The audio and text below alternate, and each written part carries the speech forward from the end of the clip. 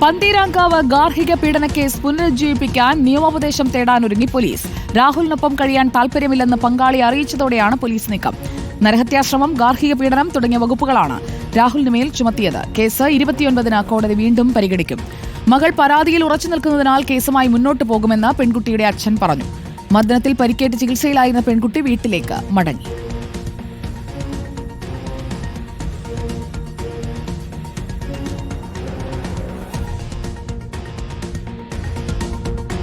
വിവരങ്ങളുമായി A K അഭിലാഷും Saifunisa അലിയാറും നമുക്കൊപ്പം ചേരുകയാണ്. Good morning A K Abhilash.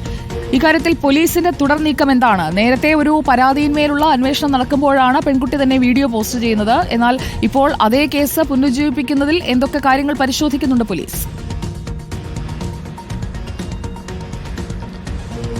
സുജിയ, നേരത്തെ കൈപ്പൊള്ളിയതിന്റെ ഒരു ദുരനുഭവം പോലീസിന് മുന്നിലുണ്ട്. അതുകൊണ്ട് തന്നെ വളരെ സൂക്ഷ്മതയോട് കൂടി തന്നെയാണ് പോലീസ് ഈ കേസിൽ ഇടപെടുന്നതെന്നുള്ളതാണ്. കാരണം കഴിഞ്ഞ തിങ്കളാഴ്ച രാത്രി ഈ യുവതിക്ക് പരിക്കേൽക്കുകയും അതോടൊപ്പം തന്നെ കോഴിക്കോട് മെഡിക്കൽ കോളേജ് ആശുപത്രിയിൽ പ്രവേശിപ്പിക്കുന്ന ഘട്ടത്തിൽ അവിടെ എത്തി വിശദാംശങ്ങൾ തേടിയ പോലീസ് കൂടുതൽ നടപടികളിലേക്ക് ആദ്യം കടക്കാൻ തയ്യാറായിരുന്നില്ല. കാരണം പെൺകുട്ടി നേരത്തെ പറഞ്ഞതുപോലെ തന്നെ തനിക്ക് പരാതിയില്ല എന്നുള്ള കാര്യം തന്നെയായിരുന്നു അവർ പറയുകയും ചെയ്തത്. അതിന് തുടർച്ചയായി തന്നെ രാഹുലിനെ പോലീസ് കസ്റ്റഡിയിലെടുക്കുകയും ചെയ്യുകയും ചെയ്തിരുന്നു. പക്ഷേ ഒരു കേസ് രജിസ്റ്റർ ചെയ്ത് മുന്നോട്ട് പോകാൻ പോലീസ് ആ ഘട്ടത്തിൽ തയ്യാറായിരുന്നില്ല. അതിനുശേഷം പെൺകുട്ടിയുടെ മൊഴി രേഖപ്പെടുത്തിയതിനു ശേഷമാണ് പോലീസ് ഇക്കാര്യത്തിൽ ഒരു കേസ് എടുക്കാൻ FIR രജിസ്റ്റർ ചെയ്യാനുള്ള തീരുമാനത്തിലേക്ക് വന്നിരിക്കുന്നത്. ഇതിൽ പ്രധാനമായും പെൺകുട്ടിയുടെ മൊഴി വീഡിയോ റെക്കോർഡ് ചെയ്തു എന്നുള്ളതാണ്. കാരണം കഴിഞ്ഞ പ്രാവശ്യം അത്തരത്തിൽ റെക്കോർഡും ചെയ്യാത്തത് കൊണ്ട് തന്നെ പോലീസിന് വലിയ തരത്തിൽ ദുരനുഭവം ഉണ്ടാവുകയും ചെയ്തിരുന്നു. അതോടൊപ്പം തന്നെ ഒരു സാധാരണ കുടുംബ പ്രശ്നം എന്നുള്ള നിലയിലായിരുന്നു പോലീസ് ആദ്യഘട്ടത്തിൽ ഈ കേസ് അന്വേഷിച്ചത്. അതിന്റെ പഴിയും പോലീസ് കേൾക്കുന്ന ഒരു സാഹചര്യം ഉണ്ടായിരുന്നു. അതുകൊണ്ട് തന്നെയാണ് ഇപ്പോൾ പോലീസ് വളരെ കൃത്യമായി തന്നെ സൂക്ഷ്മതയോടുകൂടി തന്നെ ഈ കേസിൽ ഇടപെടാനുള്ള നീക്കം നടക്കുന്നത്. ഏതായാലും ഇപ്പോൾ പെൺകുട്ടിയുടെ മൊഴി ഇന്നലെ രേഖപ്പെടുത്തിയിട്ടുണ്ട്. അതിനുശേഷം പെൺകുട്ടി നാട്ടിലേക്ക് മടങ്ങുകയും ചെയ്തിട്ടുണ്ട്. അതിനിടയിൽ തന്നെ